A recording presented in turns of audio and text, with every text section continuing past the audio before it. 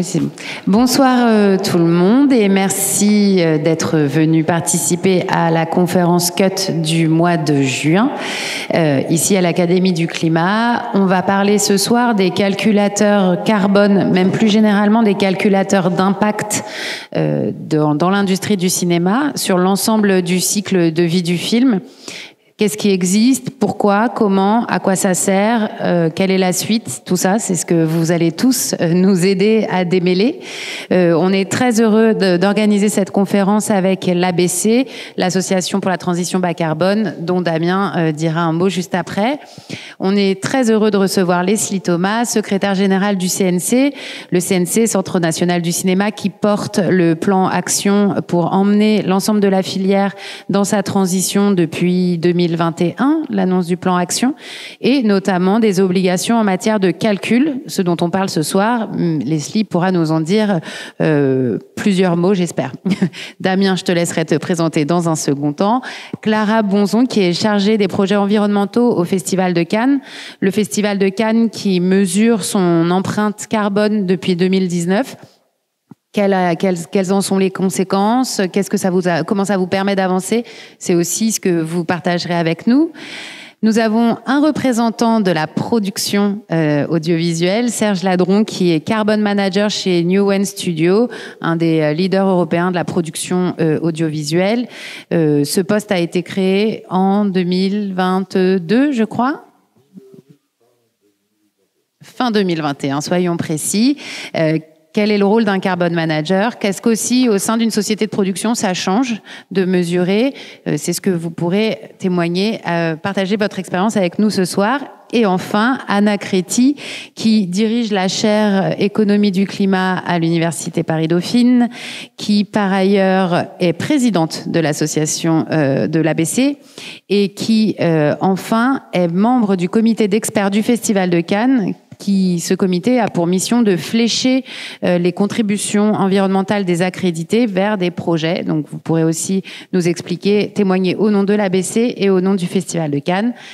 Quant à moi, je suis Juliette Vigoureux, je représente l'association CUT, Cinéma Uni pour la Transition, dont les missions sont à la fois de mettre en avant l'ensemble des initiatives qui existent dans l'industrie du cinéma pour accompagner la filière vers un modèle plus durable et plus juste, et de développer les outils qui manqueraient. Et on en va en développer un, ça tombe bien, on va en parler ce soir. Damien, est-ce que je te laisse... je vais peut-être faire d'abord, on avait prévu, un premier tour de table. Je vous avais 2 mots, mais littéralement 2 mots, donc ça n'est pas eu un effet de langage. Quand on vous dit calculer, mesurer l'empreinte, à quoi vous pensez? 2 mots. Mesurer pour réduire et pour compenser.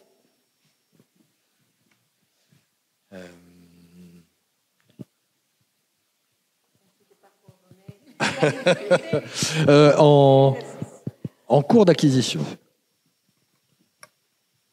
Moi, je dirais trajectoire et mobilisation. Ah, c'est normal. Alors, moi, je dirais préalable indispensable. Je reprends le micro. Ça marche ou pas? Oui, ça marche. Bonjour à toutes et tous. Ravi aussi d'être présent ici ce soir. Ravi de co-animer cette table ronde avec CUT et plus particulièrement avec toi, Juliette. Voilà, ça fait plaisir. Je vais rapidement. Donc moi, c'est Damien. Je vais rapidement présenter l'association. On a 13 ans d'existence, on a été créé par l'ADEME, l'Agence de la transition écologique, pour porter initialement la méthode du bilan carbone. Donc le calculer et après, ça nous connaît, c'est un peu notre quotidien depuis le départ et notre mission principale. Notre objectif, c'est vraiment d'apporter de la ressource sur ces sujets de comptabilité et de transition à l'ensemble des acteurs et aussi travailler leur montée en compétences, donc à travers des cycles de formation, de l'animation, de la sensibilisation. Et ce que je note, c'est qu'on est de plus en plus sollicité par les acteurs sectoriels, par des fédérations, par les secteurs d'activité, y compris le cinéma. Donc j'en profite puisque Leslie est à côté de moi. Donc ça fait quand même maintenant quelques mois qu'on travaille ensemble, notamment sur un programme de sensibilisation des collaborateurs du CNC sur ces enjeux-là, pour aussi leur faciliter, mais en tout cas travailler avec eux l'instruction des dossiers dans le cadre du plan action dont tu évoqueras quelques mots.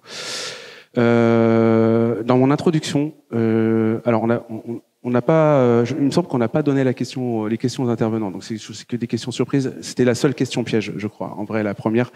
Mais on m'a demandé d'introduire le fameux mesurer. Pourquoi mesurer? Je répondrai pas au comment. Je pense que ça viendra après.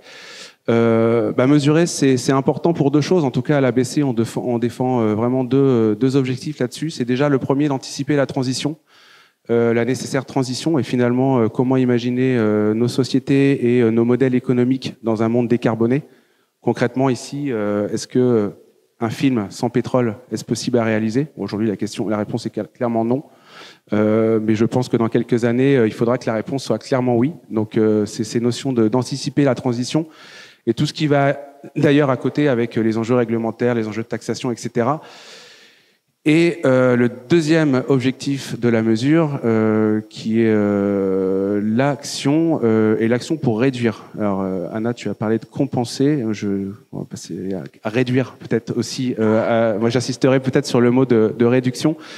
Mais l'idée, c'est vraiment de comprendre nos profils d'émissions. Donc, on y reviendra, mais c'est vraiment la logique de mesurer pour comprendre et comprendre pour agir et agir pour réduire. Et j'insisterai là-dessus parce que souvent, en tout cas c'est comme ça que nous on est perçus et que nos actions sont perçues. Quand on parle de bilan carbone ou de bilan d'émissions de gaz à effet de serre, on s'arrête à l'inventaire alors que c'est une des étapes de la démarche. Voilà, je pense que j'ai dit à peu près ce que je souhaitais dire.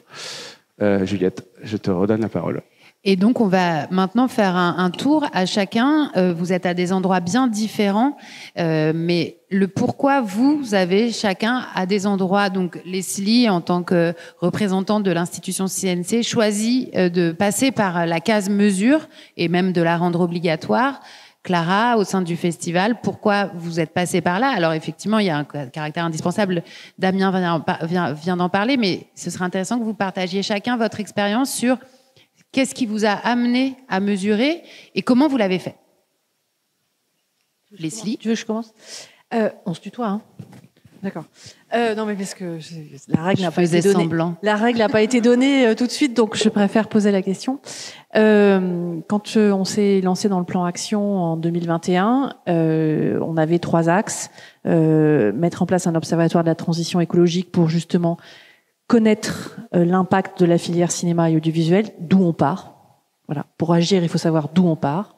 Et après, je suis d'accord, pour réduire, il faut aussi savoir d'où on part.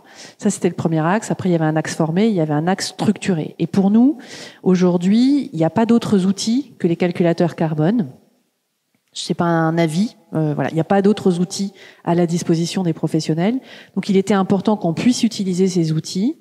Et ce qui nous intéresse, nous, dans la conditionnalité des aides et l'exigence des doubles bilans carbone, c'est pas tellement aujourd'hui le résultat, c'est pas tellement le double bilan, c'est le fait que les professionnels prennent conscience qu'entre un bilan prévisionnel et un bilan définitif, il y a une trajectoire et que cette trajectoire, elle est due à leurs actions, à ceux qui vont mettre en œuvre sur le terrain en termes de réduction sur les mobilités, sur les décors, sur les costumes, sur l'énergie utilisée pour un tournage, sur l'alimentation, voilà, c'est ça qui nous intéresse. C'est ce chemin qui va être fait entre le moment où j'ai un bilan carbone prévisionnel qui est établi à partir du devis de mon film et le moment où le film est terminé et donc j'ai un bilan carbone définitif. Et qu'est-ce qui s'est passé entre les deux?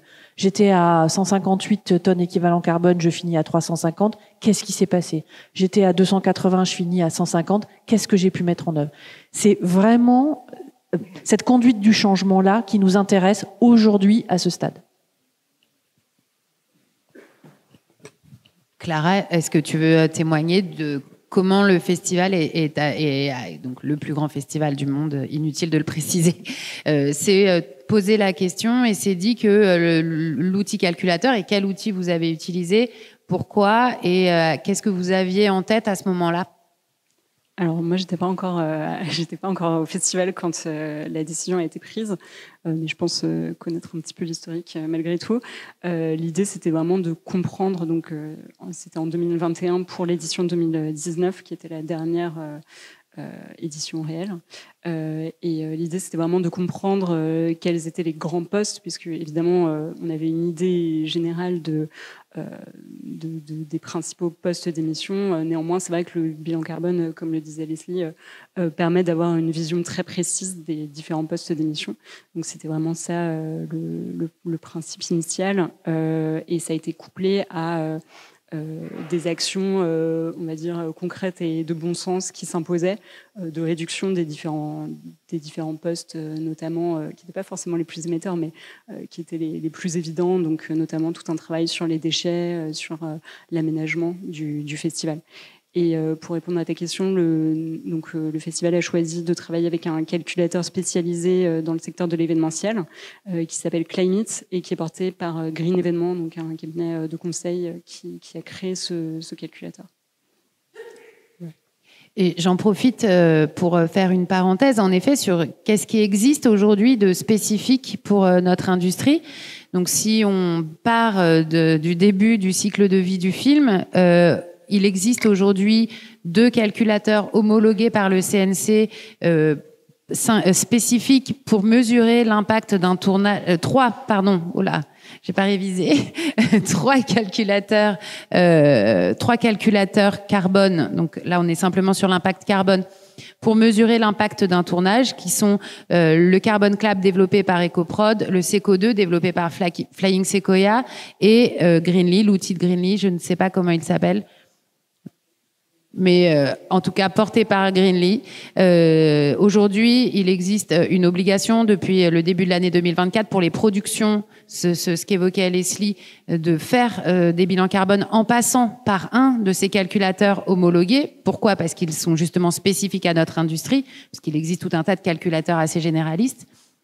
Il existe un calculateur qui se revendique pas tout à fait être un calculateur, qui est plus un estimateur d'impact pour les festivals, qui est qui a été développé par Green Charter, qui est pas tout à fait complet, mais en tout cas qui est un outil qui existe déjà à disposition des festivals. Et Cut a décidé de porter le développement d'un calculateur d'impact pour les salles de cinéma cette fois-ci, qui espère voir le jour dans les 12 prochains mois. Là aussi, l'idée c'est de doter l'ensemble de la filière d'outils de mesure sur mesure. Pardon pour la répétition. Serge, est-ce que tu veux nous expliquer ce qu'a fait Newen au moment où vous vous êtes dit qu'il faudrait mesurer sur le pourquoi et le comment ? Oui, alors moi j'ai eu la chance de pouvoir mettre en application un certain nombre de choses dans ma précédente vie. J'étais producteur de la série Plus belle la vie et on avait mis en place un certain nombre d'initiatives dans ce domaine. Et lorsqu'on m'a proposé ce poste de Carbon Manager vraiment dédié à tout cet univers-là, le premier réflexe, effectivement, ça a été de se dire d'où est-ce qu'on part ? Et donc, le point d'impulsion, on va dire, c'était effectivement de pouvoir se mesurer. Nous, on utilise le Carbon Clap par... je dirais que faisant partie de TF1, qui fait partie des membres fondateurs d'EcoProd, c'était un petit peu logique. Maintenant, peu importe, je dirais, quel est l'outil qu'on utilise. L'objectif, c'est effectivement de pouvoir se mesurer, de pouvoir se donner une trajectoire. Et ensuite, derrière, par l'obligation imposée et à juste raison par le CNC, ça devient quelque chose d'obligatoire.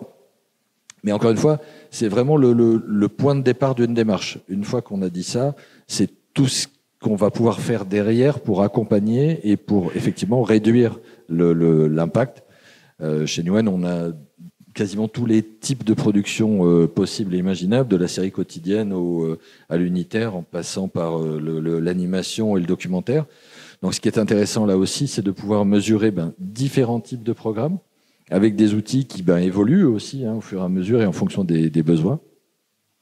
Donc aujourd'hui, on commence à avoir des résultats que l'on transmet au CNC et qui vont nous permettre au fur et à mesure du temps de pouvoir mesurer l'évolution et ce sur quoi on a un impact réel. Oui, on va en parler juste après. C'est quoi la suite ? Une fois qu'on est monté sur la balance, comment se met au régime ?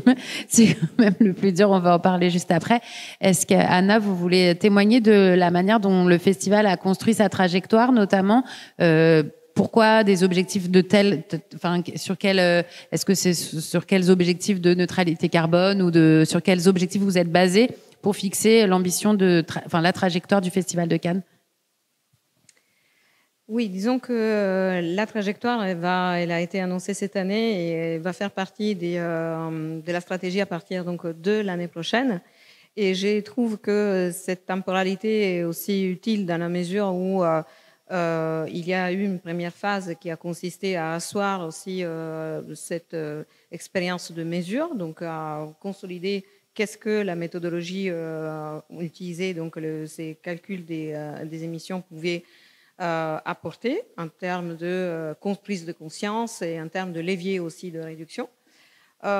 Et donc la démarche après progresse, c'est-à-dire que c'est bien une première étape et puis il faut enclencher aussi une dynamique. Donc pour l'instant, de fait, on a été plutôt sur une vision qui était implicitement statique, c'est-à-dire pour chaque année, on avait une sorte de budget carbone et en fonction de ces budgets et des leviers, donc Lara a parlé, qui sont déjà une partie de cette cure d'amaigrissement, on va dire le premier pas pour le summer body, mais il faut y aller encore plus vite. Donc ça a permis aussi d'avoir cette photographie année par année. Il faut dire aussi que c'était une période un peu particulière. On a commencé à travailler sur cette initiative en tant que comité d'experts juste après le Covid. Donc on a eu des années un peu différentes dans lesquelles aussi les socles des émissions qui viennent essentiellement du transport ont beaucoup changé. Dans la première édition dans laquelle on a fait cette expérience, il n'y avait pas les Américains ni les Asiatiques. Et malgré cela, on a essayé justement de tenir quand même, de faire déjà un effort. Et donc la trajectoire consiste maintenant à aller plus loin pour se fixer cette vision qui est une vision à long terme et qui est la vision de la transition.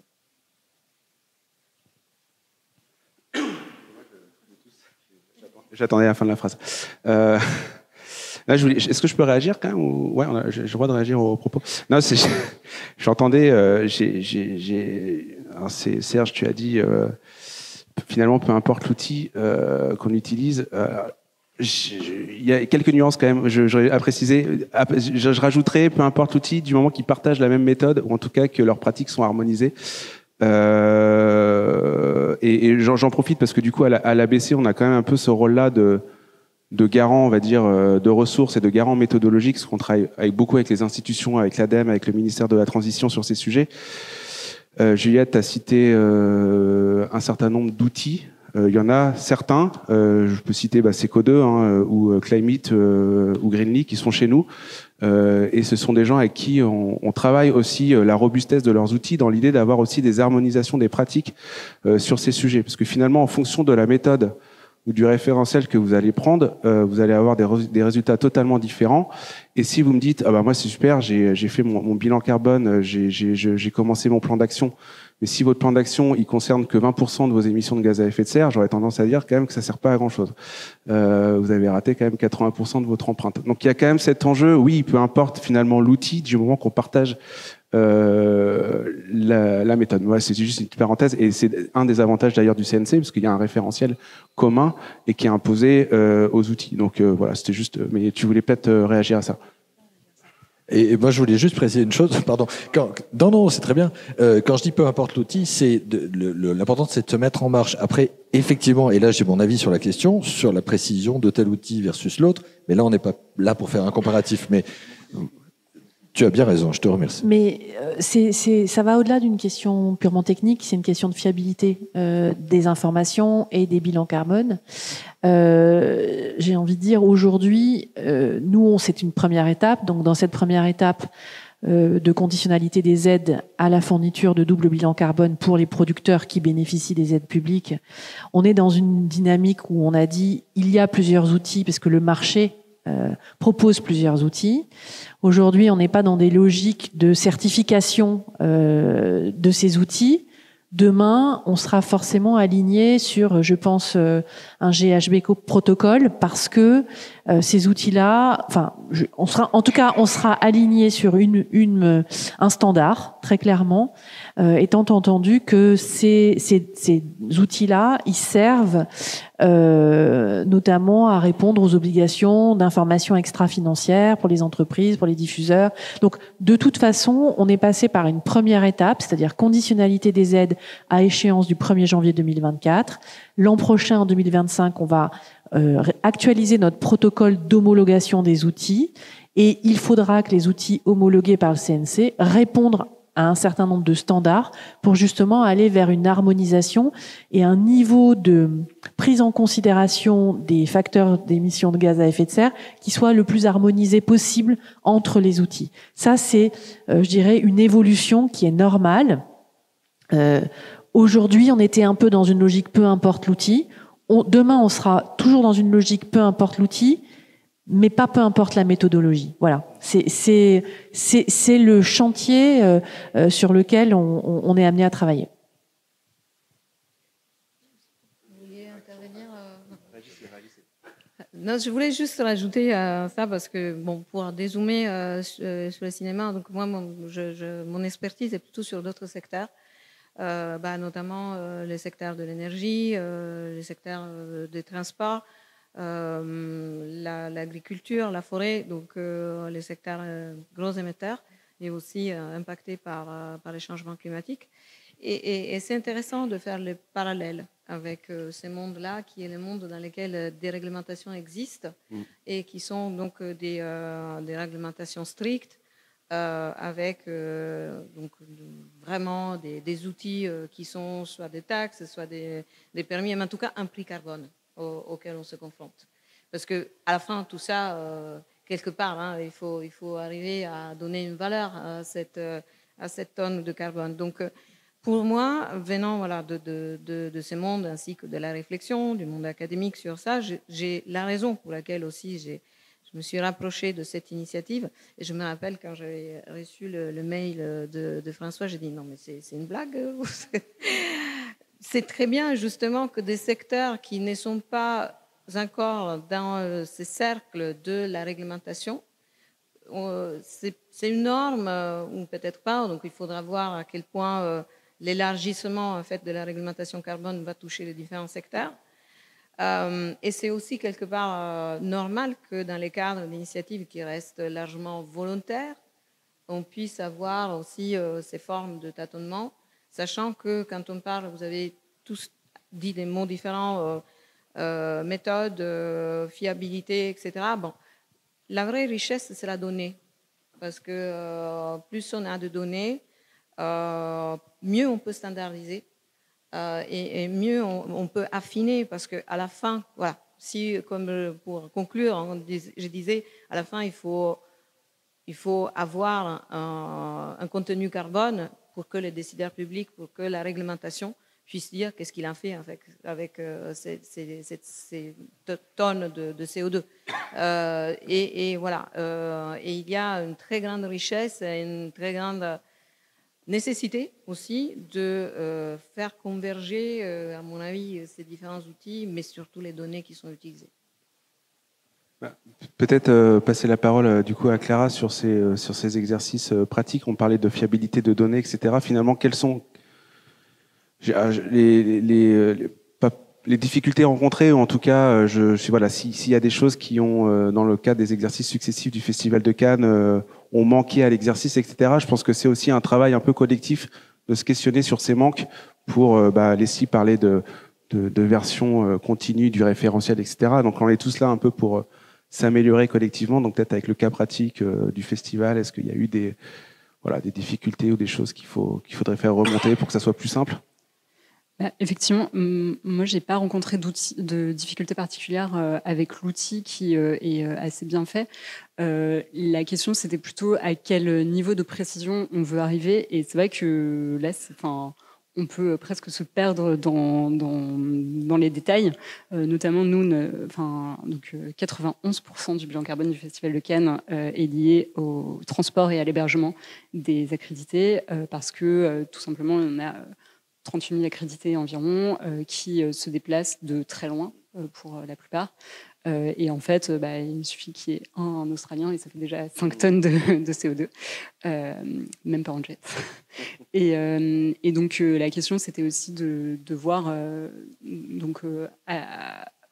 où on va dans le détail, parce que typiquement, ce genre de pays, ou alors les États-Unis, qui correspondent à une grande partie de notre public, c'est pas la même chose de venir de Los Angeles ou de New York en termes de. Donc en fait, c'est vrai qu'il y a des choix à faire, des hypothèses à prendre, et du coup, ce que nous on a considéré comme important, c'était plutôt de se donner une ligne directrice et de rester sur le même champ. Année après année.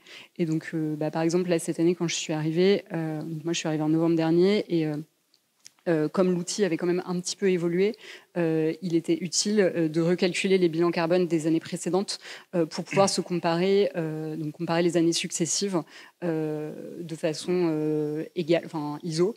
Et voilà. Ok, top. Donc, pas de difficulté, pas trop.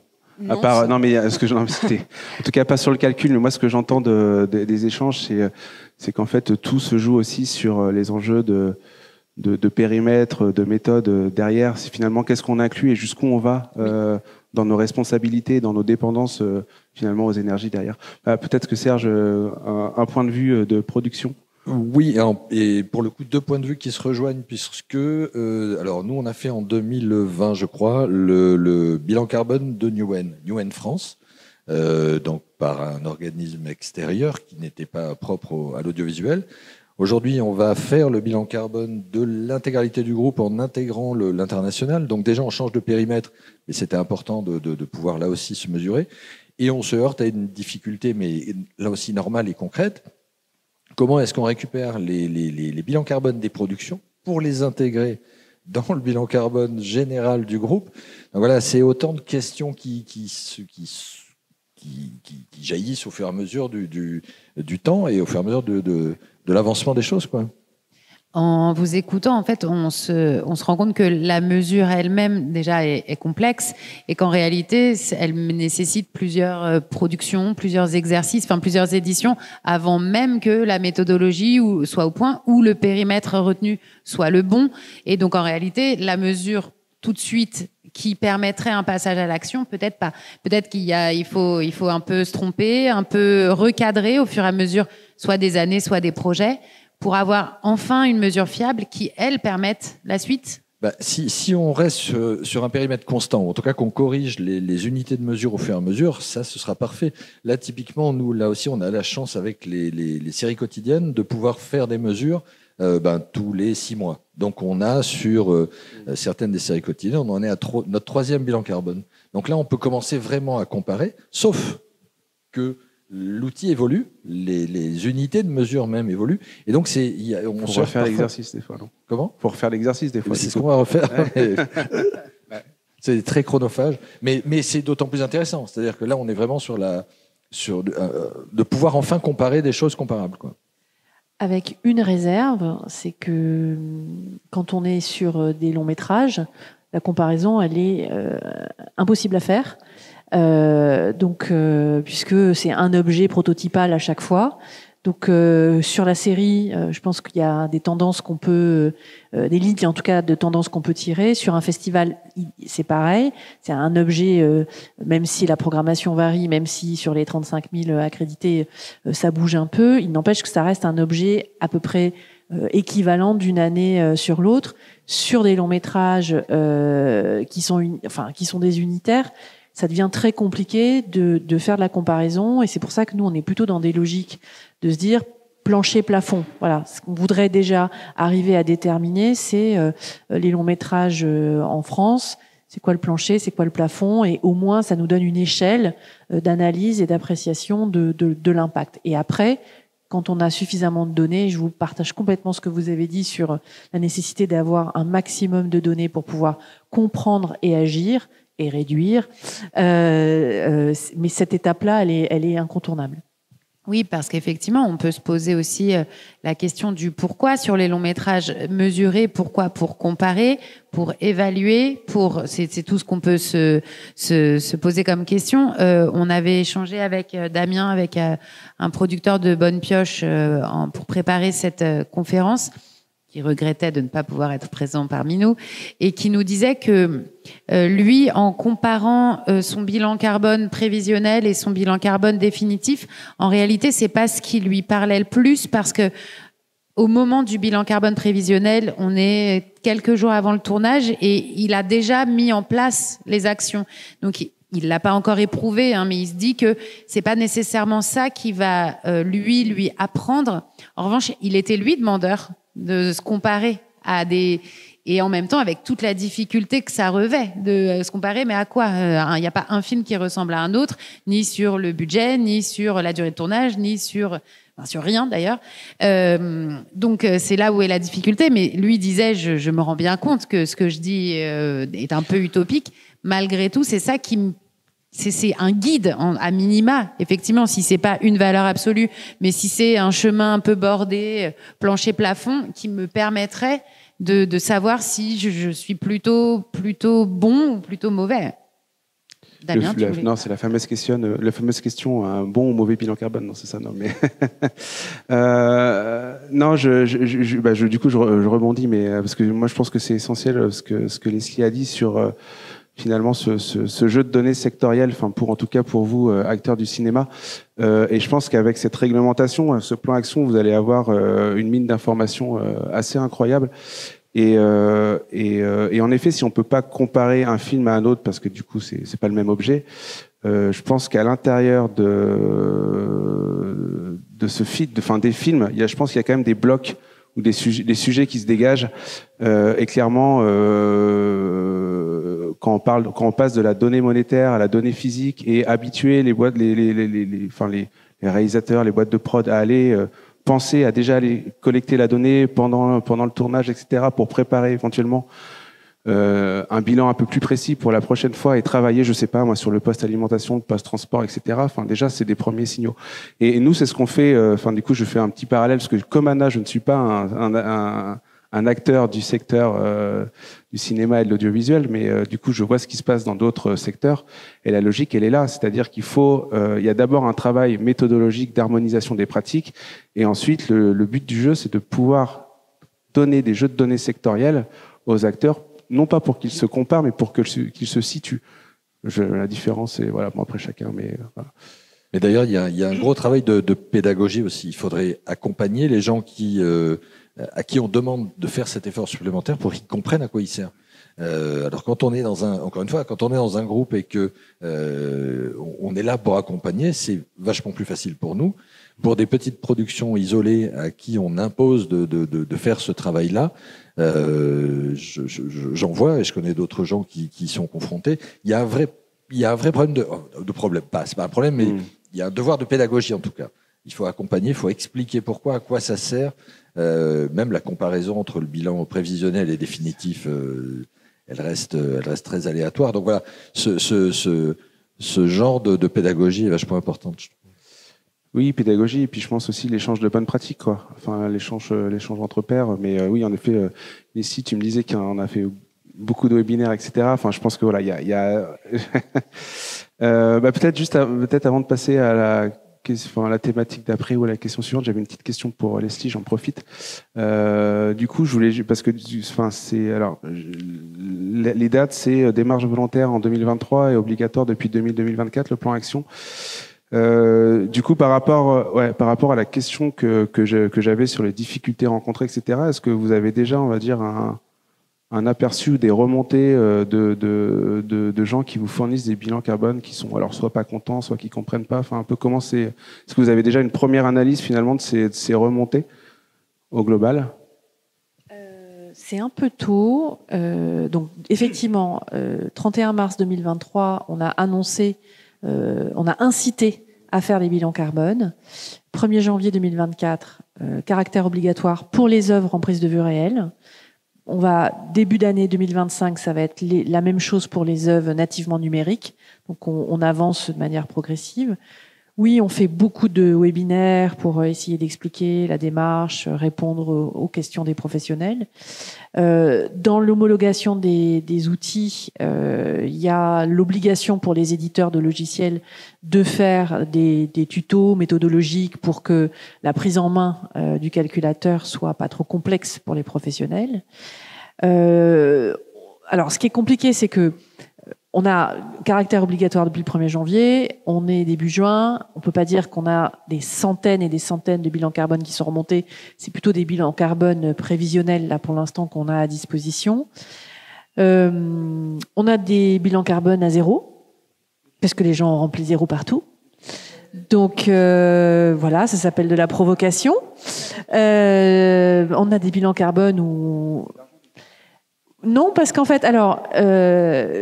pour mémoire, vous formez des agents du CNC, certes pour les sensibiliser, mais pour que d'autres aillent contrôler aussi. Hein. On a un corps d'inspecteurs qui va aller faire des contrôles. Donc le bilan carbone à 0, une fois, pas 2. Voilà. Donc ce sont des choses qui arrivent, mais quand même, au-delà de la boutade concernant le bilan carbone à 0, prévisionnel à 0, on voit qu'il y a un engagement des professionnels à faire les choses avec sérieux, et il y a une foire aux questions qui a été extrêmement documentée, qu'on fait évoluer très régulièrement. On essaye à chaque fois que c'est possible de faire de la pédagogie. Et puis, comme on sanctionne pas le résultat, on est quand même toujours dans cette logique d'accompagnement et de conduite du changement des pratiques professionnelles. Si on était dans une dynamique de sanction au résultat, là, je pense que ça serait beaucoup plus compliqué, et en tout cas, il y aurait une adhésion, enfin, il n'y aurait pas d'adhésion du tout d'ailleurs. Donc voilà, c'est une autre logique qui a présidé à la mise en place de cette obligation. Donc il faut garder effectivement il faut être vigilant à écouter ce que la profession fait remonter et à adapter les choses au fur et à mesure et pas brusquer. Voilà, c'est le choix qui a été fait.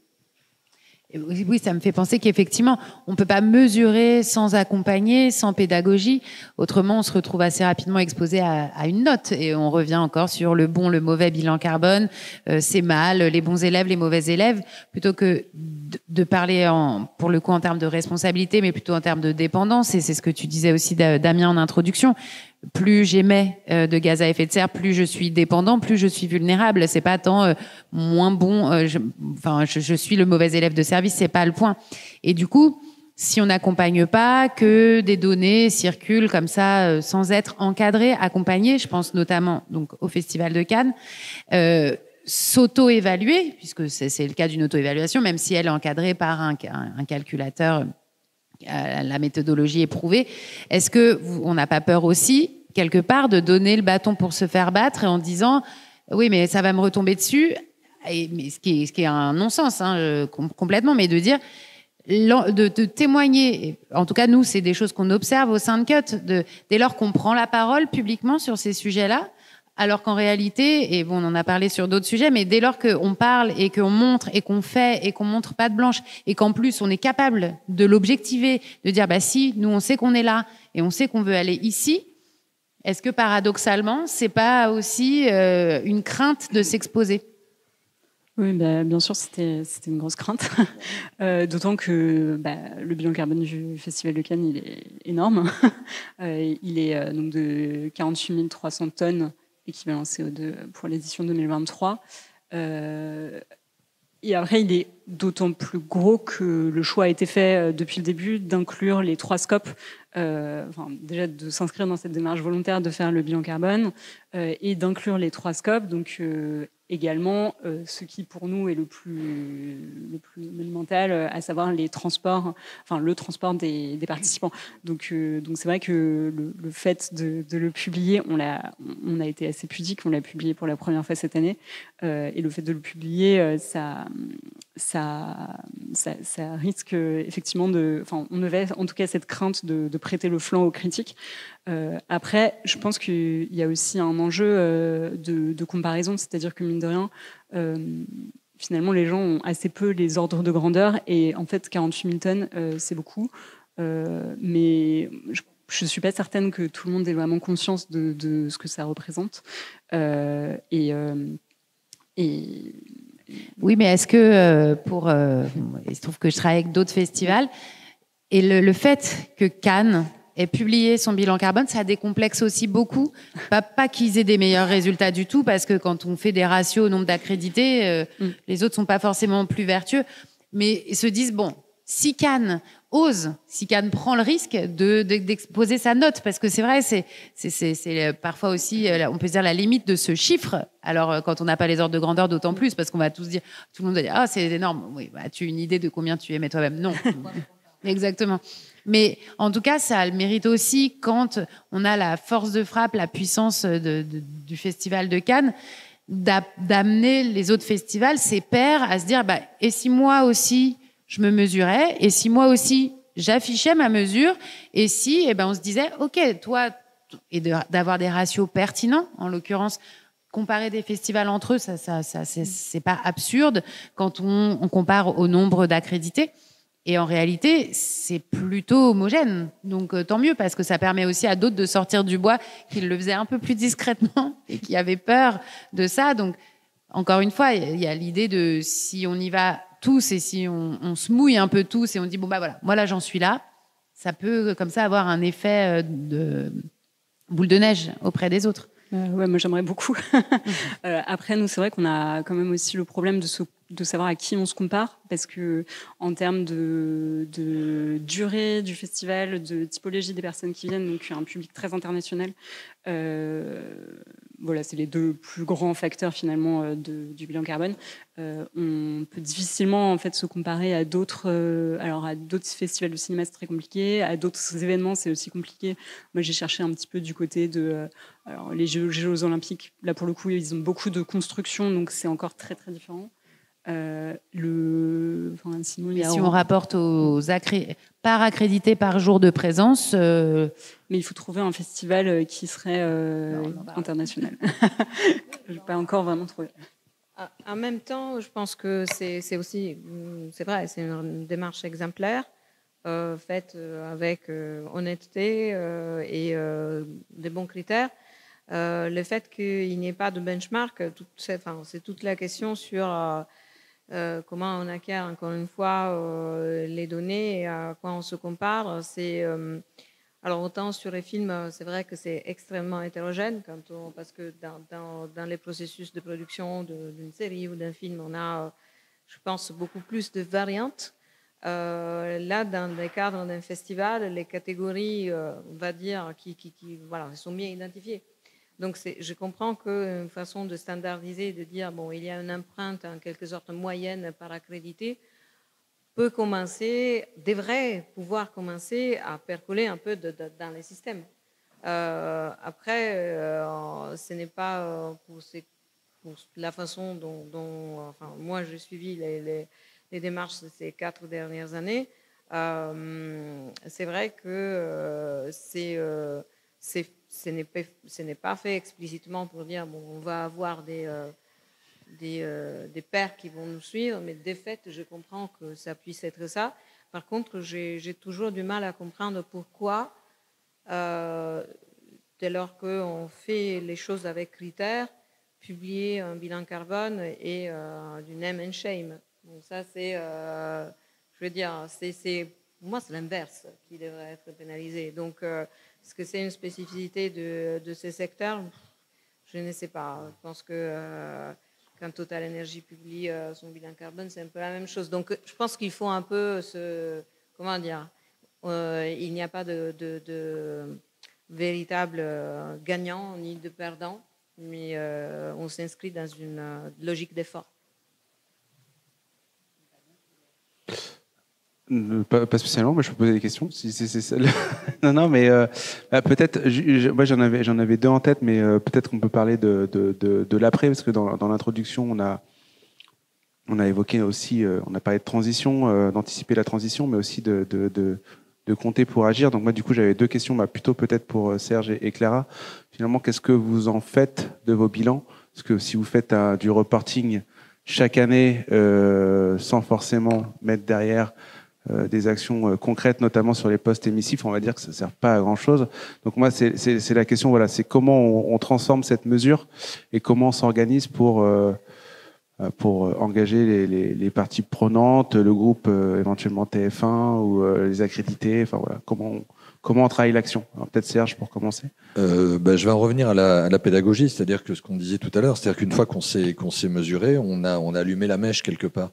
L'objectif, c'est de faire en sorte que et les producteurs et toutes les équipes de tournage s'emparent ensuite de la démarche sur le terrain et qu'ils comprennent la nécessité de baisser son empreinte. Là où c'est intéressant, c'est que quand on commence à avoir des résultats, ça permet de valoriser la démarche des uns et des autres, que ce soit au niveau de la déco, du HMC, des transports et tout ce que l'on voudra. On a une première mesure. Au fur et à mesure de l'avancement du tournage ou de la série, peu importe ce dont on parle, on va pouvoir donner des gages finalement de résultats aux équipes et on va réussir à les embarquer. Je dirais qu'aujourd'hui, ce qui va nous manquer dans quelques temps, c'est justement des mesures pour aller plus loin. Quand je parle de mesures, c'est effectivement de dire ton résultat n'est pas bon, mais j'entends qu'il faille un maximum de données pour pouvoir mesurer. Mais ça va être l'étape suivante parce que, encore une fois, on est dans une forme un peu quand même d'entre-soi. Il y a plein de gens qui sont encore très réfractaires à cette démarche-là et il faut pas les négliger. Ils ont une vraie force de nuisance. Et donc, c'est génial d'embarquer une grosse partie de l'équipe. Les auteurs commencent à se poser ce genre de questions, les réalisateurs, parce que la partie artistique a vachement d'importance aussi. Mais je dirais que la prochaine étape, on continue à faire de l'acculturation. La prochaine étape, ça va être de légiférer sur tout ça et d'imposer des choses, quoi. Non, mais c'est vrai. Enfin, je suis un peu radical là-dessus, mais je vois pas très bien comment on peut faire autrement sinon. Non, mais enfin, je pense que c'est d'ailleurs pour tous les secteurs, hein, c'est un des leviers, la réglementation, le législatif, ça marche à tous les coups. Mais je me serais jamais cru entendre dire ça, hein, d'ailleurs. Mais voilà. Ah, mais Leslie a prononcé le mot tout à l'heure, donc voilà, c'est bon. Et alors, est-ce qu'on réduit le nombre d'accrédités au Festival de Cannes? Non, c'était pas. Pardon. Non, mais c'est vrai que nous. On s'est aperçu en faisant le bilan carbone d'une année sur l'autre qu'on a été plutôt fort pour réduire notre impact, ce qu'on appelle notre impact direct, c'est-à-dire tout ce qui est aménagement et matériaux utilisés, toute la gestion des déchets. Exactement. C'est la force de symbole, pas la force.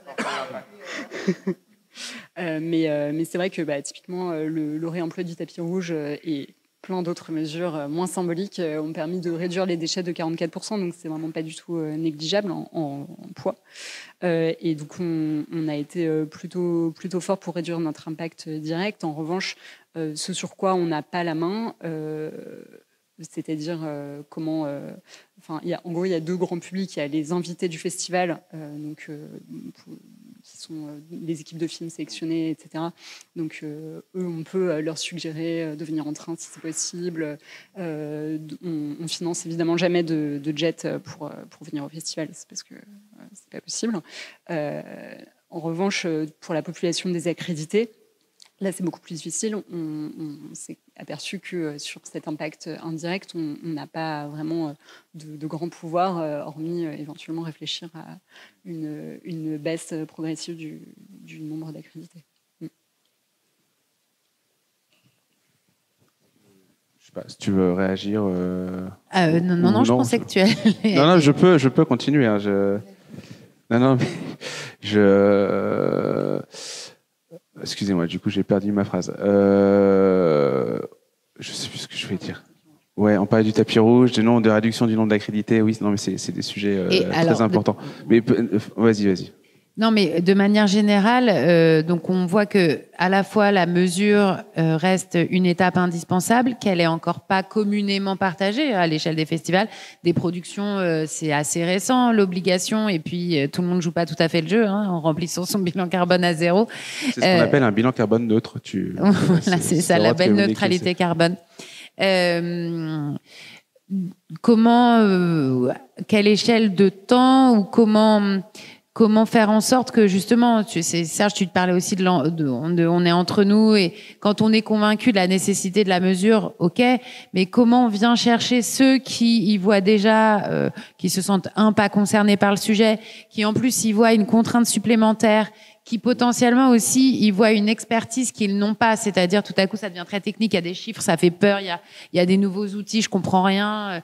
Et comment on embarque ces gens-là? On a parlé de la pédagogie, mais il faut bien aller quand même au-delà.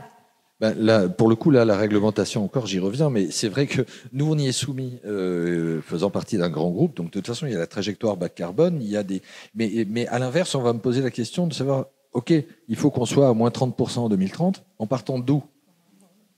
Et sur quoi on joue? Et effectivement, assez vite, on se heurte à une réalité qui est sur un tournage traditionnel, quel qu'il soit, une fois qu'on a fait le travail sur les transports, l'alimentation et autres, on arrive à un seuil, on va pas, au bout d'un moment, il va bien falloir que malgré tout les gens se déplacent. Donc c'est sur quoi qu'on agit derrière pour atteindre ce seuil qui a été fixé de manière un peu arbitraire quand même. Et du coup, c'est la vraie question à suivre, on va dire. En termes de production, c'est le vrai sujet parce que autant sur l'exploitation, on a 50% des salles de cinéma françaises qui sont concernées par le décret tertiaire. Donc il y a des objectifs et des échéances 2030, 2040, 2050. Et ces 50% de salles, ça représente 95% de l'activité. Donc c'est extrêmement intéressant. Mais là, il y a une réglementation, il y a un encadrement. Pour la production, c'est pas le cas. Donc c'est vrai que on revient toujours à la même démarche, ce que j'ai évoqué en introduction, c'est-à-dire que nous on a besoin de savoir d'où on part pour pouvoir se fixer un certain nombre d'éléments de comparaison sur des cycles plus ou moins longs, et c'est l'enjeu.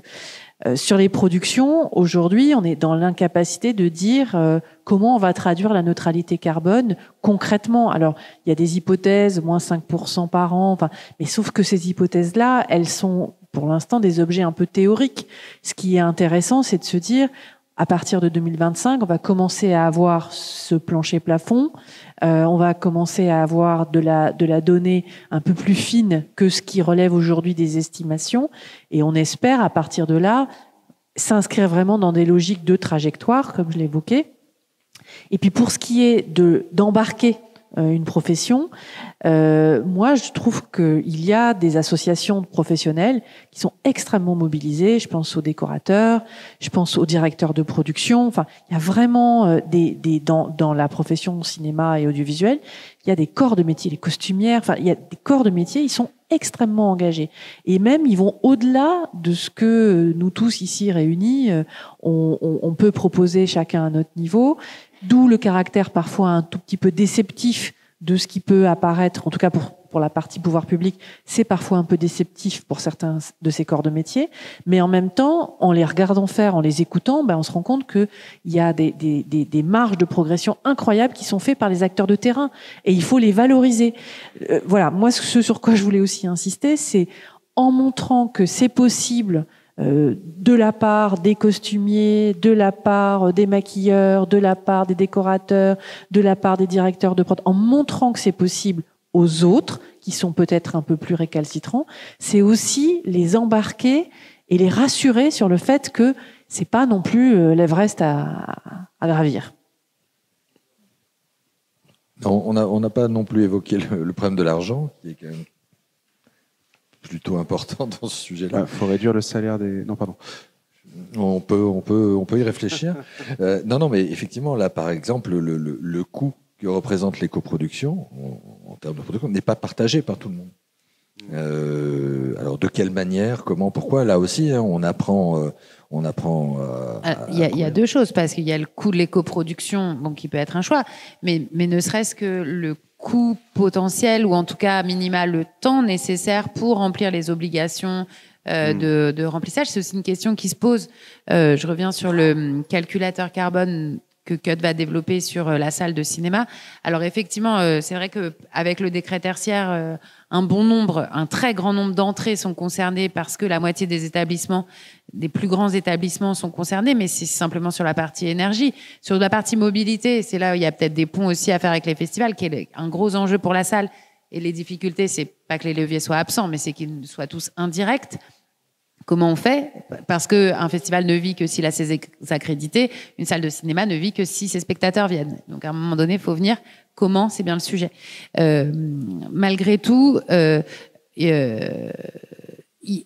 tout cas, un des freins, a priori, puisque le calculateur n'est pas lancé, c'est le temps que les exploitants identifient déjà à devoir chercher ces données, donc potentiellement de devoir avoir quelqu'un dont le métier serait, ou en tout cas une nouvelle tâche serait celle-ci, c'est donc de l'argent au final. Et comment effectivement, bon, là je vais reparler de pédagogie, mais que les professionnels identifient la nécessité à ce point qu'ils y consacrent du temps et pas qu'ils remplissent un bilan carbone à 0 parce que simplement on leur a demandé de remplir un énième document. Voilà. Et c'est vrai que cette question du temps que ça nécessite, toi je crois que Clara c'est la première année qu'au Festival de Cannes il y a un poste entièrement dédié. Oui, alors moi je m'occupe aussi de la certification ISO du festival, donc finalement je pense que c'est à peu près égal aux années précédentes, mais c'est vrai que nous, pour mobiliser les équipes, on a passé pas mal de temps à parler du bilan carbone, à expliquer le détail, déjà comment il est calculé, quels sont les résultats, quelles sont les évolutions, et c'est vrai que je pense que ça c'est aussi important, et par ailleurs sensibiliser toutes les équipes aux enjeux climatiques, et donc ça passe par de la sensibilisation sur le sujet climat au sens large, donc faire des fresques du climat, ce genre d'activité qui fait que finalement il y a cette conscience qui se développe de l'importance des choses, et même maintenant nos prestataires, etc., ils s'inscrivent aussi dans des démarches de certification ISO, etc., et donc on voit qui sont embarqués en fait. Donc moi j'ai pas ressenti de réticence particulière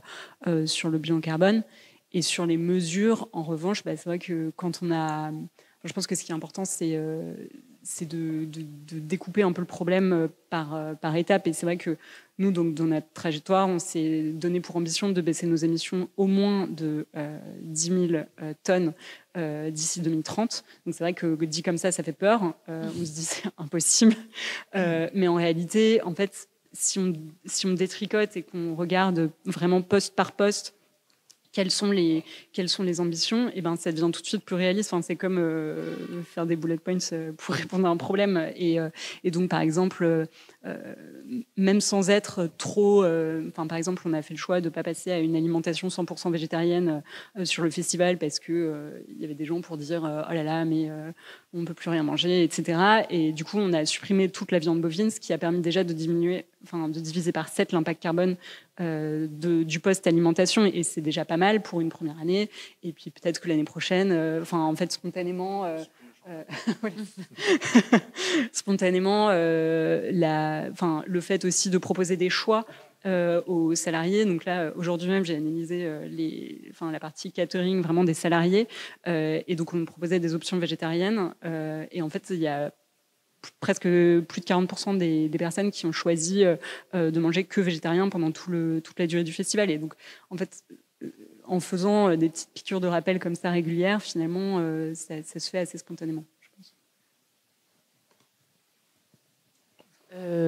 Donc, forcément, quand on parle d'argent, on se retourne vers le CNC. Avant de l'argent, Serge, je vais être déceptive. Tu voulais dire quelque chose, Juliette ? Non, que parce que c'est du temps et ou donc de l'argent, c'est aussi de la montée en compétences uniforme et de tous, parce que ce soit toi, Serge, ou toi, Clara, vous n'allez pas les données, vous avez besoin de l'ensemble de tout un tas, soit de vos fournisseurs, de vos accrédités, de vos collègues, et c'est l'ensemble de ces gens-là qui vous fournissent la donnée, donc il faut qu'ils sachent aussi pourquoi ils vous la donnent. Donc c'est du temps de tout le monde. C'est pour ça que je disais de l'argent, mais peut-être que c'est pas de l'argent, peut-être que c'est cette difficulté aussi à embarquer tout le monde. Et on en parlait, et ça va avec la pédagogie, mais peut-être que le CNC a des choses à annoncer en termes d'argent. Non, pas rien du tout. Je vous rassure. Il n'y a pas de bonus vert à l'horizon. Non, mais pardon, Leslie, je t'ai regardé évidemment spontanément, mais c'est surtout les diffuseurs qu'il faut inciter aujourd'hui à accompagner le mouvement. Sûr. Alors, peut-être je sors un peu du sujet, mais il y a mon camarade Étienne qui est là, qui fait à peu près le même travail que moi aussi. On est sollicité, on commence à avoir des vraies grosses compétences, mais moi, pour le coup, j'ai des vrais problèmes de riches. C'est-à-dire que je fais partie d'un groupe qui a décidé de faire ce choix-là pour des petites boîtes de production, petites ou moins. C'est un vrai coût. Et aujourd'hui, il y a beaucoup d'exigences, beaucoup d'attentes.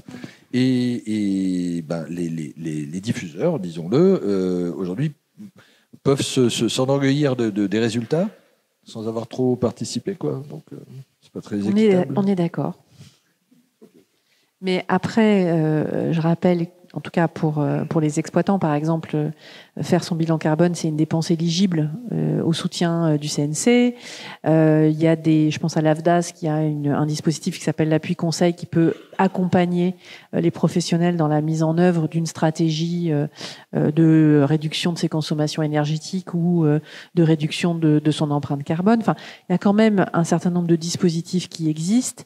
C'est pas complètement absent. Il est clair que au CNC aujourd'hui, on n'est pas dans une logique de subventionner pour une évolution qui est plus que nécessaire. C'est-à-dire, si on veut continuer à produire, si on veut continuer à diffuser, il va falloir le faire différemment.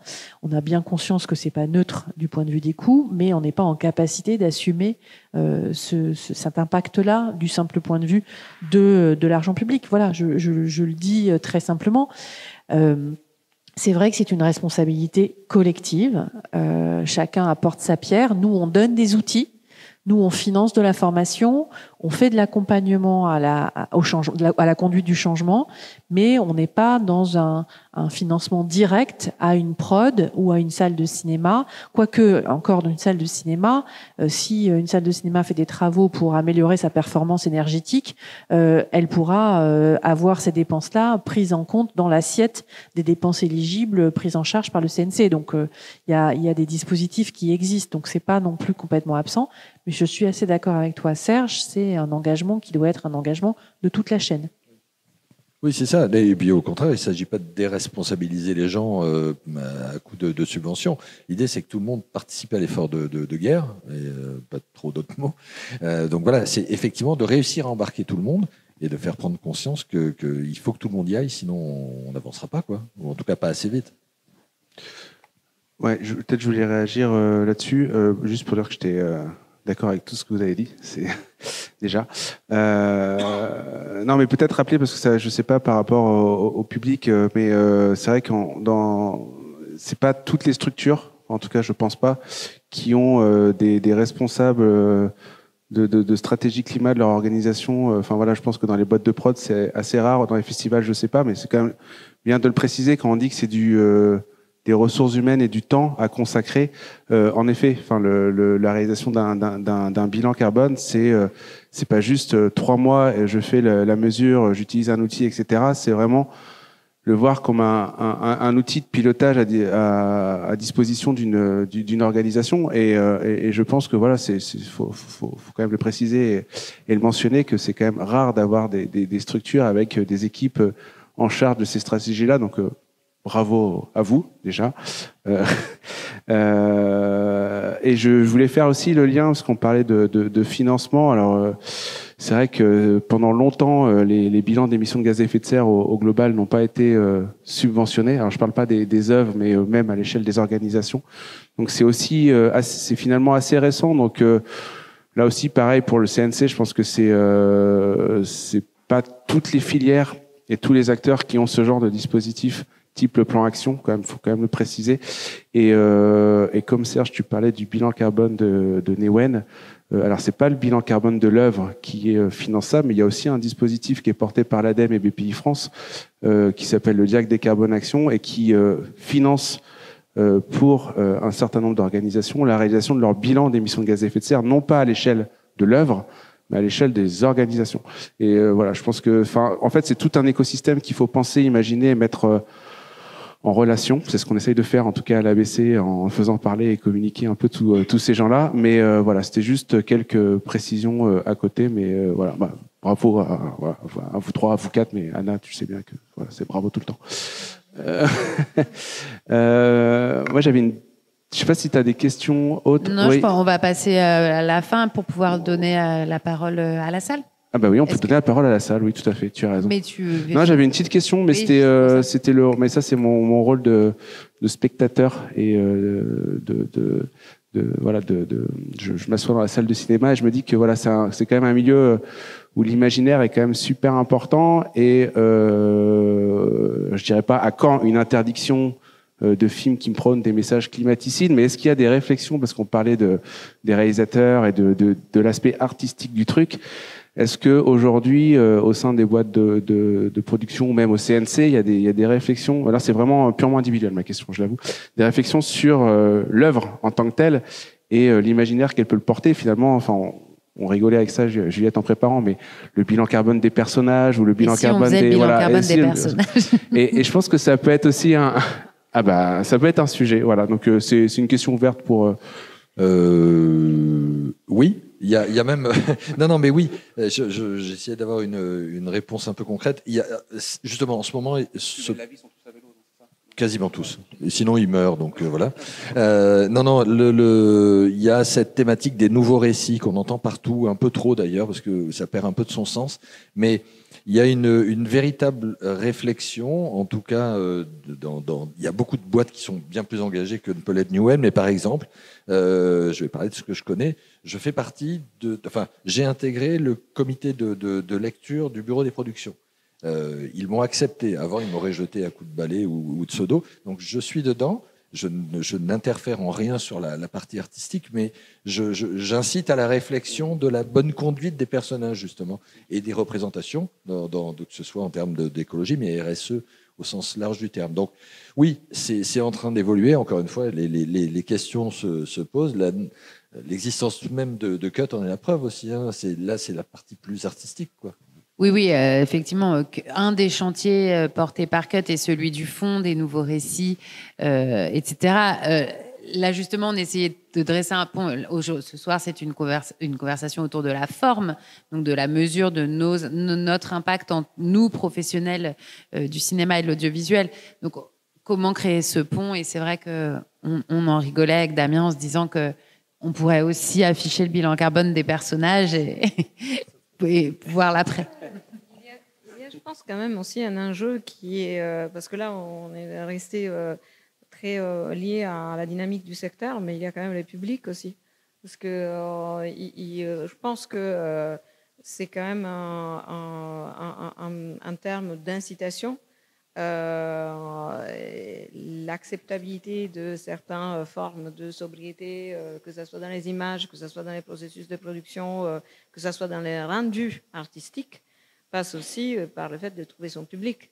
Donc je pense que la pédagogie dont on parle n'est pas seulement pour les professionnels, mais aussi pour le public.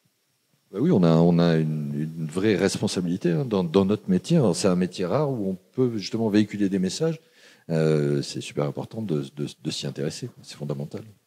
Alors pour le CNC, pouvoir public, c'est la ligne rouge à pas franchir pour nous, puisqu'il n'y a pas d'art officiel en France. Et heureusement, on ne peut que s'en réjouir. Donc par contre, nous on ne fixera pas de cadre, on n'orientera pas les contenus artistiques, les contenus éditoriaux. Voilà, ça c'est vraiment la ligne rouge. Par contre, on accompagne bien évidemment des projets qui sont porteurs d'impact, de messages, de nouveaux imaginaires, indéniablement. Et on va accompagner, on va soutenir des initiatives qui travaillent sur ces sujets-là. Mais à aucun moment, on va fixer de cahier des charges. Et heureusement, et c'est heureux, enfin vraiment, c'est extrêmement important de le souligner. Et je le précise parce que on nous demande souvent de sortir de ce cadre-là. Et donc, tant qu'on reste dans ce cadre-là, tout va bien pour la démocratie et pour le CNC. Ça, c'est une première chose. Moi, il y a une chose que je voudrais rajouter en guise de conclusion, en tout cas pour ce qui est du CNC, c'est que tout ça est un processus évolutif. Aujourd'hui, on parle de l'impact carbone. Demain, on se posera des questions sur les autres impacts, la gestion de l'eau. Enfin voilà, on se posera d'autres questions. On y a travaillé en développant un mode d'emploi, un outil, un référentiel AFNOR produire responsable. Et c'est très intéressant de voir à cet endroit qu'on a réussi à embarquer plus de 130 professionnels. Donc, de ce point de vue-là, ça, c'est le témoignage de cette filière qui, quand même, est OK pour se doter d'outils et mouille la chemise, quoi. Voilà, je sais pas le dire autrement, mais c'est extrêmement intéressant de voir qu'à cet endroit-là, on a réussi quand même à faire consensus.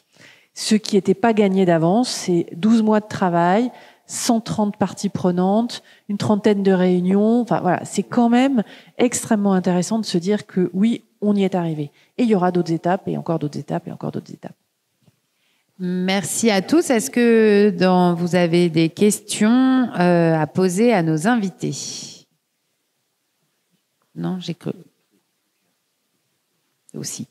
Je vous apporte.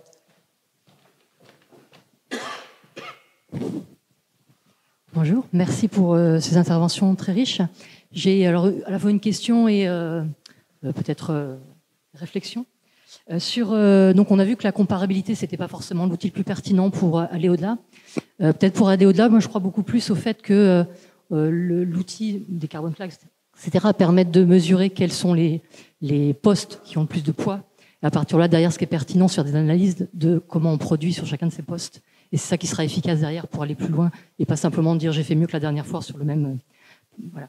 Donc ça, c'est vraiment, je pense, le rôle des associations de chacun des postes professionnels. Vous avez parlé tout à l'heure que ce soit des auteurs, etc. Après, j'ai une deuxième question sur le niveau macro. Aujourd'hui, enfin, pourquoi on fait ces calculs-là? On fait ça parce qu'on a une trajectoire Accord de Paris à respecter. Aujourd'hui, je pense que le bilan carbone d'une activité, enfin d'une production, pardon, ne donne pas le reflet d'une société de production. Donc, si on fait la somme de tous les bilans carbone, on n'a pas le secteur. Et que du coup, à partir de là, on ne sait pas d'où on part et où on va. Est-ce qu'il est prévu plus tard? Et en plus, je pense que même dans une prod, il y a des angles morts malgré tout, que ce soit dans la partie développement et également toute la partie derrière qu'on n'a pas trop abordée, mais qui est la partie d'exploitation. Moi, je travaille beaucoup dans l'animation et que la partie d'exploitation derrière, elle est très élevée et consommatrice, je pense, beaucoup de carbone. Et du coup, du côté macro, est-ce qu'on fera plus tard des bilans carbone de société pour avoir une idée de comment le secteur va ou pas rentrer dans la trajectoire des accords de Paris? Et par rapport à ça, ça pose une troisième question également qui est derrière. Les plus gros consommations de carbone, c'est aussi les gens qui regardent nos programmes. Voilà, donc ça, c'est un sujet encore qui n'est pas celui d'aujourd'hui, mais qui est également une réflexion qu'on peut avoir en tant que professionnel de sous quel format on nous regarde. Alors, si je peux me permettre, moi je veux bien répondre sur une partie de votre interrogation. Aujourd'hui, en tout cas pour ce qui est du CNC, nous on finance des œuvres, pas des sociétés. Donc notre point d'entrée ne peut être que au niveau de l'œuvre. Et c'est vraiment extrêmement important de le rappeler. On subventionne pas des sociétés. Sinon, alors là, on rentrerait dans un droit de la concurrence à l'échelle européenne qui ferait que les 700 millions d'euros qui sont distribués par le CNC le robinet serait coupé tout de suite. Donc c'est un point extrêmement important. La porte d'entrée, c'est l'œuvre. À partir du moment où la porte d'entrée, c'est l'œuvre, il appartient à la société de faire le cumul de son activité à l'année de manière à pouvoir mesurer son poids carbone si on s'arrête à la question du poids carbone. Ça, c'est la première réponse. La deuxième réponse, c'est que on commence. Et donc, pour commencer, on a travaillé avec nos interlocuteurs du quotidien. Nos interlocuteurs du quotidien, ce sont les producteurs de contenu, des œuvres, des films, des documentaires, des films d'animation, des jeux vidéo. C'est eux nos interlocuteurs du quotidien. Et ces producteurs-là, aujourd'hui, on peut pas les rendre responsables de la diffusion du point de vue du poids carbone de la diffusion. Donc, en fait, c'est un travail par étapes. Mais vous avez raison, il faudra de toute façon traiter la question de la diffusion. Que ce soit dans une salle de cinéma, que ce soit sur des plateformes, que ce soit sur une console de jeu, que ce soit sur son téléphone, que ce soit sur sa télévision. Enfin, oui, il faudra qu'on traite cette question-là. Mais on procède par étapes. Et aujourd'hui, la première étape, c'est celle de la fabrication des œuvres. Voilà, c'est le choix qui a été fait et c'est la démarche dans laquelle on s'est engagé et pour laquelle on espère pouvoir recueillir suffisamment de données pour pouvoir vous donner justement ces éléments de comparaison les uns entre les autres. Mais on fera le reste dans un second temps.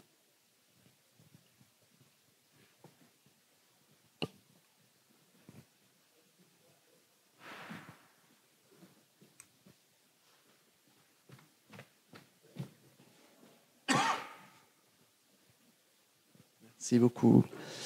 Ben voilà, merci beaucoup pour ce débat. Donc j'ai quelques petites remarques que je voulais faire à Damien, par exemple, pour lui dire qu'un film sans hydrocarbures, ça a déjà été fait par la société Bonne Pioche. Hein, Leslie, je vois Leslie acquiescer. Je crois que c'est Luc Jacquet, c'est ça, Leslie, qui est le réalisateur.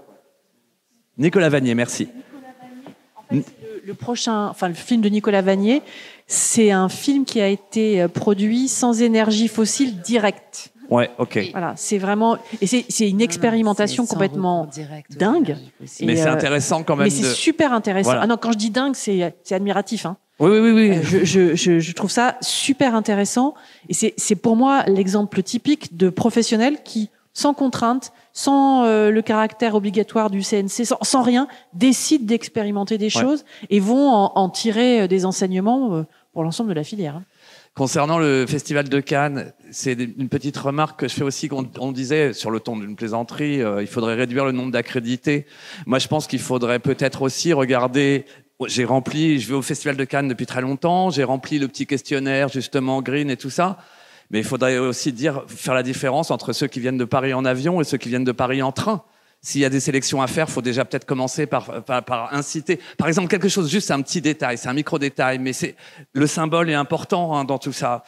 Quand on ouvre le site du festival, vous venez à Cannes, le premier truc, vous arrivez à l'aéroport. Ça serait bien de dire on arrive à la gare. Déjà, juste un premier petit truc, de dire qu'on essaye de privilégier déjà le train, juste dans la manière de présenter le site. C'était juste une petite remarque comme ça. Ça a été changé cette année, je crois. C'est vrai ? Ouais. Là, cette année, moi, j'ai vu l'avion en premier. Hein. Mais bon, voilà. L'idée n'est pas de polémiquer. Après, l'autre chose, et je voulais avoir votre avis là-dessus, sur le coût de qu'est-ce que ça coûte les coproductions. Il y a une étude EcoProd qui est sortie, voilà, il y en a, vous la connaissez, où on dit c'est un coût entre 0,1 et 1% du budget. C'est pas histoire de dire, c'est pas une donnée, je prends pas du tout ça comme une donnée absolue. Par contre, ce qui pour moi est vraiment un truc hyper important, c'est l'anticipation. Le financement de l'écoproduction se fait par vase communicant, par les économies qu'on peut faire d'un côté et les dépenses qu'on doit faire de l'autre. Ça, pour moi, c'est vraiment la base de la base. Donc, en fait, c'est un vrai sujet. C'est pas simplement l'argent, c'est le temps. La vraie donnée, c'est le temps. La vraie donnée, c'est de pouvoir, comme dit Serge, et ça me fait plaisir de savoir qu'il est rentré dans un comité de lecture, c'est ça qu'il faut faire. C'est pouvoir intervenir très tôt, pour dire très tôt, pour pouvoir orienter très tôt des décisions. Et enfin, j'en termine sur la liberté artistique. Le dernier point qui est hyper important, et il faut que là, je travaille en ce moment pour EcoProd et la SRF sur une formation d'éco-réalisation pour les réalisateurs. Et l'un des points qui est hyper important, c'est de leur dire, réalisateurs et réalisatrices, hein, évidemment. Mais l'un des points importants, c'est de dire la grande majorité des actions d'éco-production ne se voit pas à l'image. Donc ne flippez pas sur la liberté d'expression. Personne ne veut attaquer la liberté d'expression et l'éco-production, encore moins. On veut pas, on défend ça à fond. Il faut bien avoir conscience qu'il y a plein de choses à faire et qui sont pas visibles à l'image. Voilà, c'était quelques petites réflexions que je voulais partager avec vous et éventuellement pour que vous y réagissiez. Merci. Quelqu'un veut réagir? C'est pas un documentaire, mais c'est sans recours direct aux énergies fossiles, parce qu'effectivement, dans un premier temps, ils avaient communiqué sur sans recours du tout aux énergies fossiles, ce qui est de fait est impossible.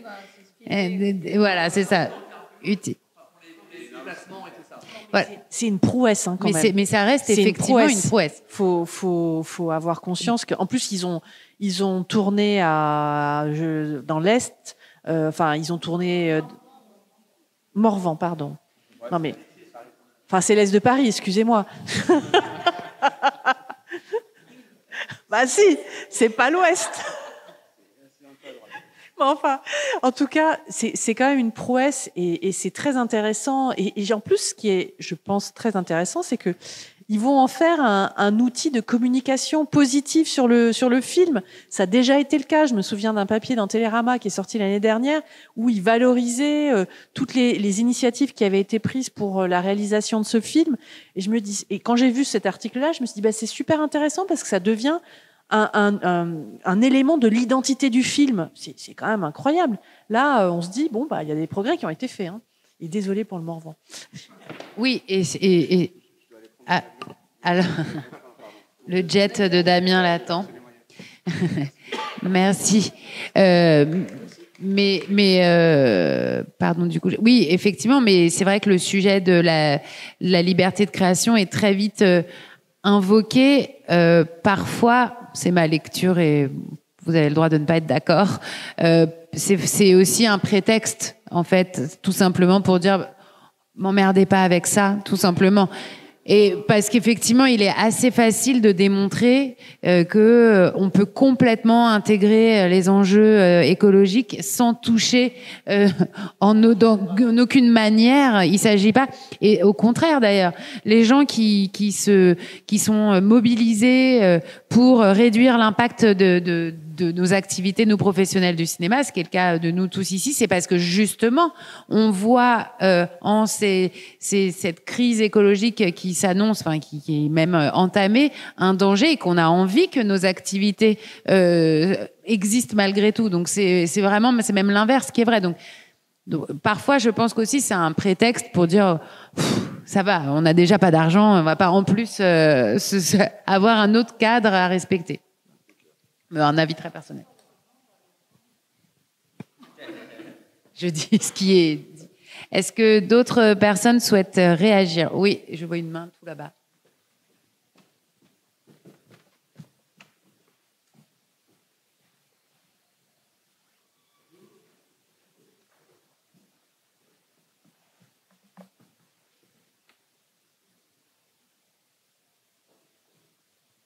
On retente. Ah, ça marche. Franck de la société Oli. Pour le après des calculateurs, est-ce que aujourd'hui l'éco-conditionnalité, c'est le bilan carbone avant-après? Est-ce que demain, c'est quelque chose de plus large, comme l'obligation de rentrer dans l'AFNOR-SPEC ou des choses plus génériques dont le bilan carbone ne serait qu'une partie? C'est certainement ça. C'est-à-dire qu'en fait, on a présenté à Cannes, il y a 15 jours de ça, le référentiel AFNOR Produire durable, qui couvre un spectre beaucoup plus large que le seul bilan carbone, puisque c'est un spectre RSE, donc qui comprend des éléments relatifs à la gestion des déchets, à la gestion de l'eau, à la protection animale, à la biodiversité. Enfin voilà, il y a 7 thématiques avec 3 niveaux d'engagement. Oui, un des chantiers futurs sera qu'on élargisse à ces éléments-là.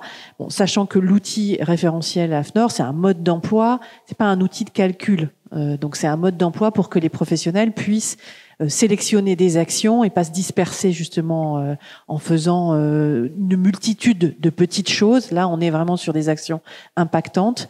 Oui, je pense qu'un des enjeux, c'est à terme de pouvoir avoir une conditionnalité des aides qui soit attachée à un de ces niveaux.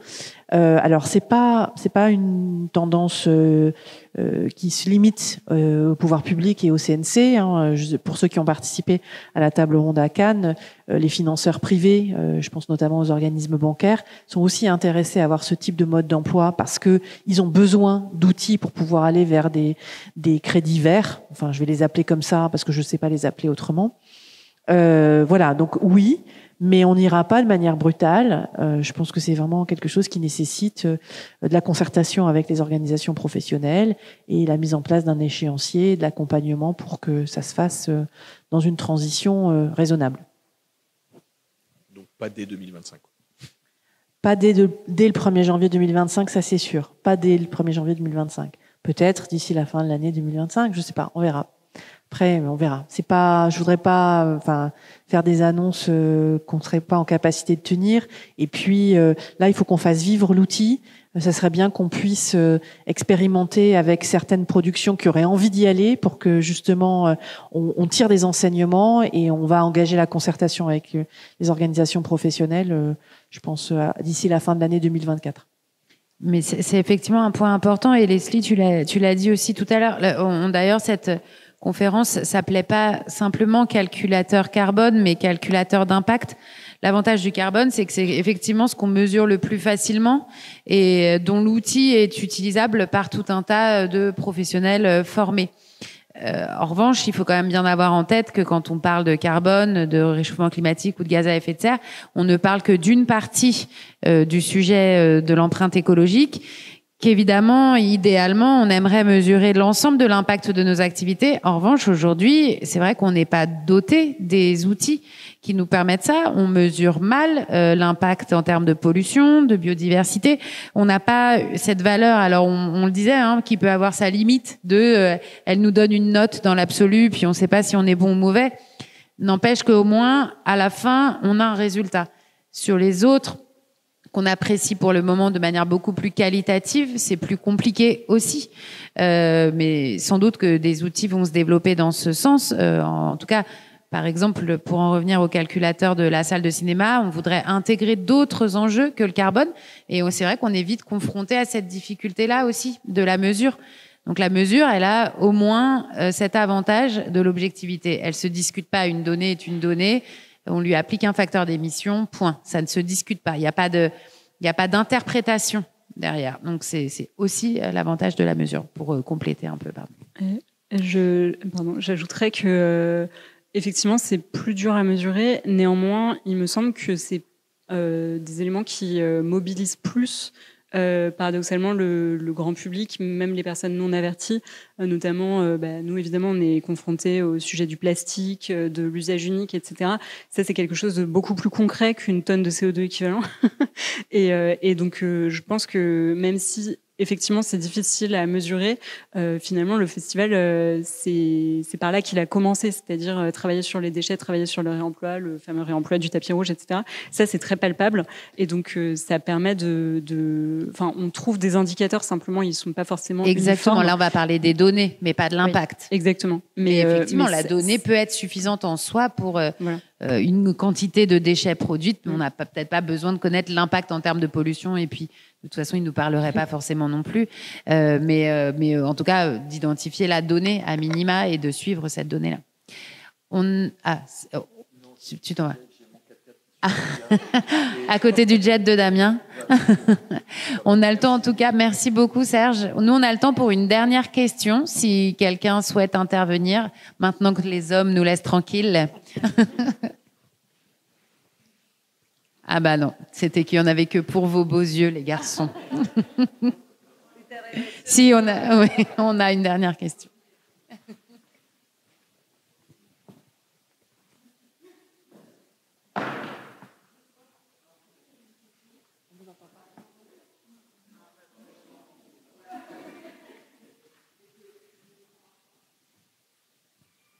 Mieux ? Ah oui. Est-ce que le fait que les bilans carbone, les calculateurs carbone qui sont homologués fassent des résultats avec des résultats très différents, c'est quelque chose qui est en passe d'être harmonisé ou pas ? Excusez-moi, j'ai pas entendu. C'est quelque chose qui est en passe d'être harmonisé ? Oui. Est-ce que d'accord ? Oui. Alors. Oui, je ne sais pas si vous étiez là quand j'en ai parlé. 2025, on va actualiser les protocoles d'homologation, et donc on va aller vers une harmonisation des méthodes de calcul des facteurs d'émissions de gaz à effet de serre. Mais voilà, ça c'est une première chose. Néanmoins, c'est intéressant que vous me posiez la question parce que pour nous, quel que soit l'outil, même si les résultats sont pas les mêmes, les tendances sont les mêmes. C'est-à-dire que le poids des transports, le poids de l'hébergement, le poids de l'énergie, le poids du décor, le poids de l'alimentation, c'est les mêmes tendances, même si le résultat n'est pas le même pour une même œuvre selon l'outil qui a été utilisé. Donc ça, c'est très important parce que ça veut dire que dans cette logique de trajectoire qui vise justement à baisser les impacts, on est, quel que soit l'outil, dans une dynamique qui est similaire. Et c'est ça qui nous intéresse. Par contre, à partir de 2025, on va soit être sur une méthode, une certification ABC, soit sur GHG protocole. Ça, c'est vraiment des discussions sur lesquelles on est en train des réflexions sur lesquelles on est en train de travailler. Mais on va aller de plus en plus vers une granularité fine des outils et on va aller de plus en plus vers une harmonisation du socle commun. Après, les outils pourront aller au-delà de ce que nous, on exige au niveau du CNC. Ça leur appartient, c'est leur initiative. Merci.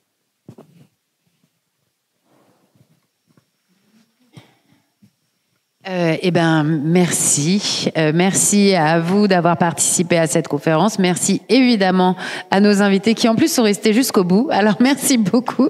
C'était un plaisir de vous recevoir. Et en ce qui concerne les conférences CUT, on vous donne rendez-vous en septembre. Il n'y aura pas de conférence en juillet et en août, on est désolé, mais vous pourrez vous faire celle-ci en replay, en podcast, tant que vous voudrez, et toutes les précédentes. À bientôt.